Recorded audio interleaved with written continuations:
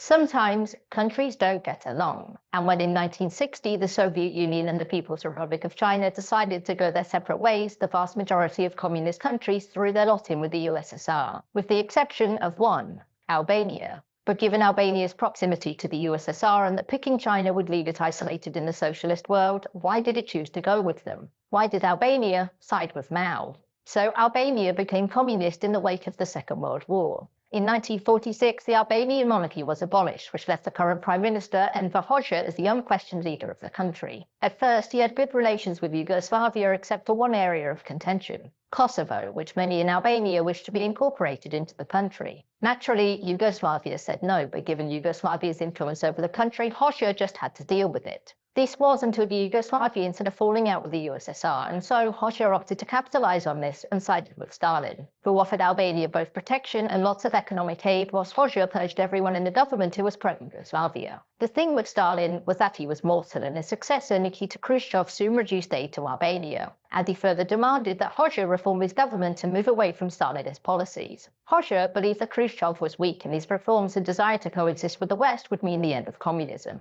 Relations between the USSR and Albania slowly worsened until 1960, which was when Mao and Khrushchev had their own falling out over Soviet foreign policy. The Chinese denounced the Soviets as weak, fake communists, and Hoxha sensed another opportunity whereby he sided with Mao. Hoxha now openly called the USSR corrupt and tyrannical, and one of the reasons he was comfortable doing this was that because unlike Poland and Hungary, the Soviets couldn't invade Albania without going through another state.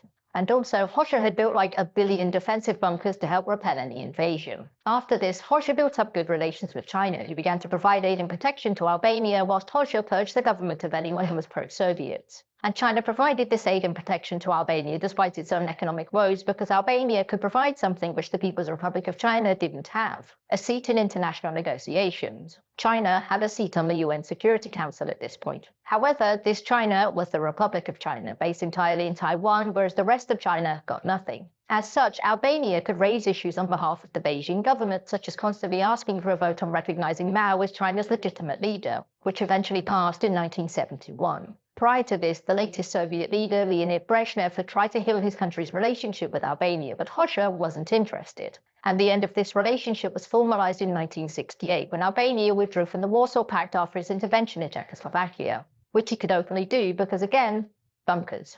After this, Albania continued its path of close alliance with China. That was until the Americans came knocking. This saw Richard Nixon improve relations with China, which soon opened up formal ties with the USA. And the two countries began a period of increased cooperation based on trade and not liking the USSR. To Hoxha, this was a betrayal, and he denounced Chinese leadership, and again, he switched sides and purged the government of anyone pro-China.